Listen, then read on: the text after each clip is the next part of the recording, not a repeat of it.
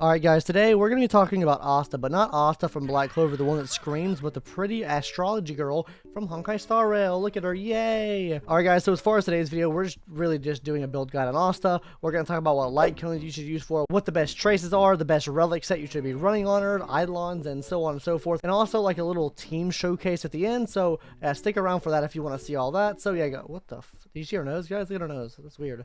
Like the shadow changes, like really. Anyways, we're gonna talk about our skills first, and then we'll talk about the rest of the stuff. So yeah, let's go ahead and hop into it. So guys, as far as what her main skill does, Meteor Storm, she's basically gonna be targeting the enemy and hitting them multiple times on random enemies. This really plays into her talent. But before we hop into the talent, what the main thing for this does, it attacks the enemy 4 to 5 times, depending on if you have Eidolon or not, and does fire damage to that enemy. So it works a bit like Sampo as far as breaking shield. She's a really good shield breaking character, and yeah, this is just really cracked. Basically what her talent does, guys, is every time she hits an enemy with her skill attack, she's going to be getting stacks for each enemy she hits, and also if the enemy has a weakness to fire, they're going to be getting an extra stack. So if all the enemies are weak, she'll be getting like max stacks every single time.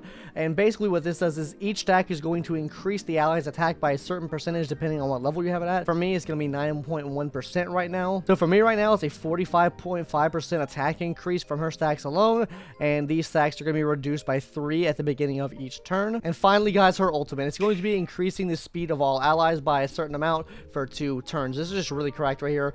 Increasing the speed for your allies. This can help your hunting characters out, especially if you're using the In the Night light cone, making that ability easier to proc off. This is also going to make your characters go a lot faster. That means you're going to have more turns.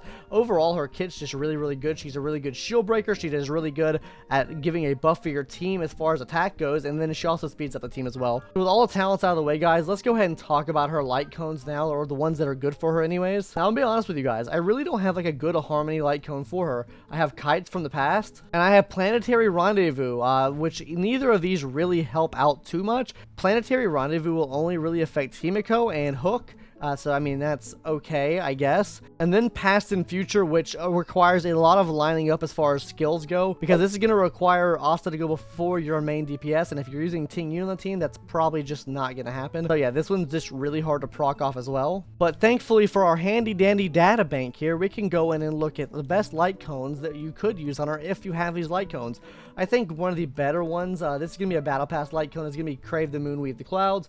This is just going to give a random buff every single turn to all of your allies, whether that be attack, crit damage, or energy regeneration rate. And there's no prerequisite to actually activate any of these things, so this one right here is really good for her. Dance Dance Dance is also going to be really good for her, because whenever you use her ultimate to speed everyone up, it's going to advance their actions forward by 16% as well, meaning they're just getting attacks off that much quicker. Honestly, the Memories of the Past is not bad either, especially if you're using like a break effect build on her, which we're going to be using today. This actually comes in really clutch and also helps regenerate energy to use that ult faster.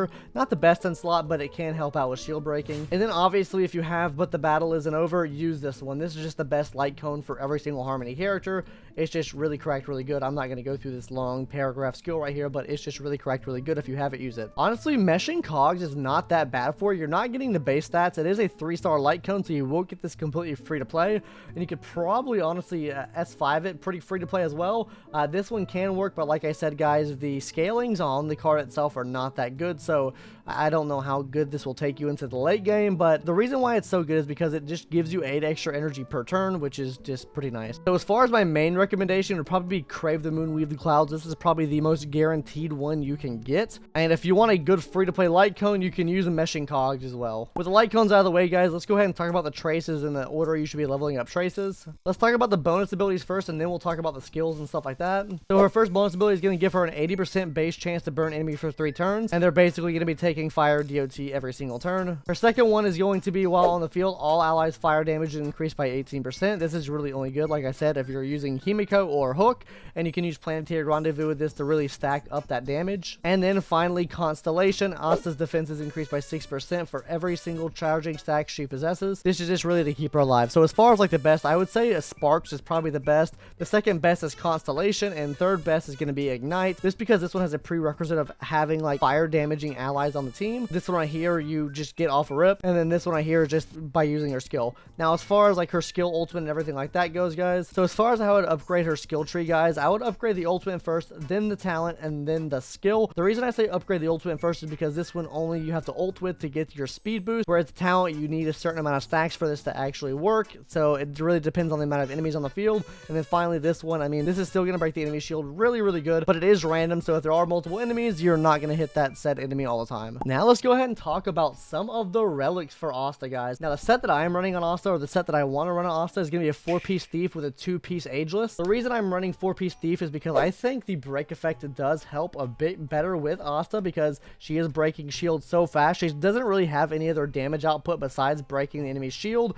The burn damage can help a lot, but the break effect will also affect the burn damage as well. So I mean, I prefer the 4-piece break set. You can run 4-piece musketeer, but like I said, guys, I prefer running the 4-piece shooting meteor set on her. Now as far as why I'm running ageless here, guys, is because when you reach 120 speed, it's just giving every ally an extra 8% attack. This is just making the whole team a little bit stronger. I see some people running the 2-piece Von Whack. I really just don't like this too much. The energy regeneration rate by 5% is quite nice, but the advanced action by 40% at the beginning of battle, it really only procs one time, and it's just kind of down bad. So I think this one overall is better because this one lasts longer. The second part of the ability does anyways, and it increases her survivability just by a little bit. Now let's go ahead and talk about some of the stats you want to be running on her. Now as far as the boots go, guys, I would recommend running speed boots, just so you can get that speed bonus for your 2-piece planner set. I know some people here like to run like an attack percentage here. I just don't see the need of running attack here because her main stick is just trying to buff the team up the whole time. So you really are not going to be focusing on DPS with her.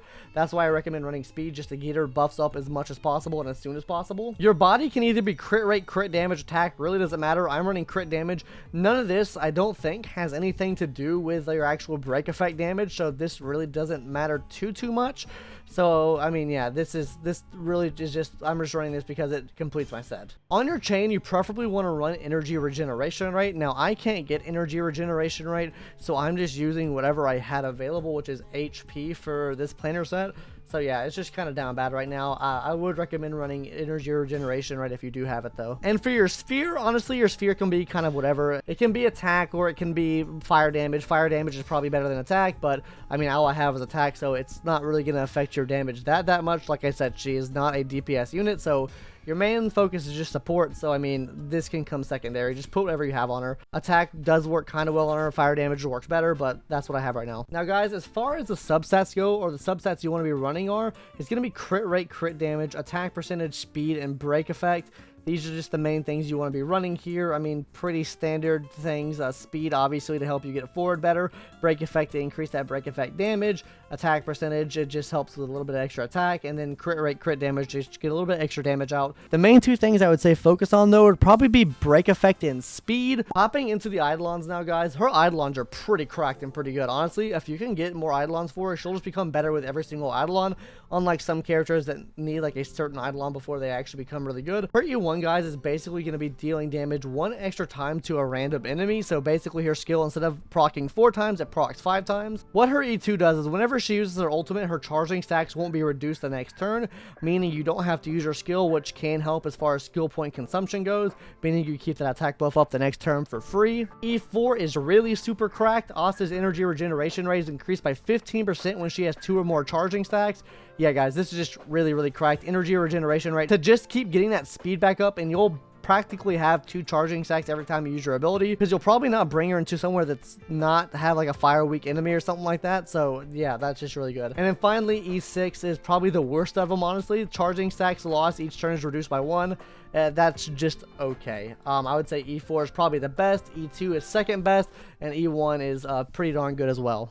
Alright, guys, hopping into a little character showcase now. We're going to be using Jingyuan, Asta, Tingyun, and also Japar to kind of show this off. Like I said, she's a support character. We're not going to be focusing mainly on her damage, just the support she provides to the team, and also kind of the shield breaking damage that she's going to do here. So yeah, we got a good enemy for that. So yeah. Alright, this might hit the other opponent. This is why the skill is kind of wonky. Yeah, you see how much break it did there? It did like 25% of her HP, and all the attacks didn't even hit there. Next attack we do should be a pretty good indication of how much like shield breaking she's gonna do.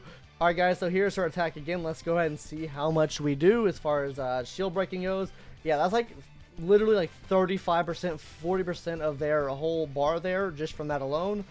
And then, yeah, we're gonna go ahead and speed boost the whole team. All right, here Asta comes up again. Let's see if she can break the shield. 8,000 damage from that break. And keep in mind, she's only level 60 right now, and she is a support character. An extra 8,000 damage, and we burn the enemy as well. Yeah, pretty cracked. I'm surprised she did 8,000 damage from that.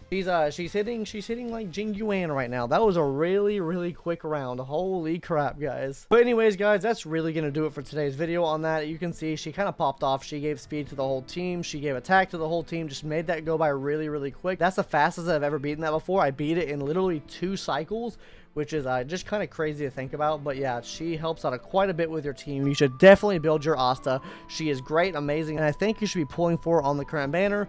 So yeah, guys, hope you enjoyed today's video. If you want to, maybe drop a subscribe, because we'll be doing more build guides. I might put up another build guide for Serval. I already did one in the past, but now I have better gear and better equipment to do a better one with, so we might do that. Also, we're gonna have a Danny build guide as well.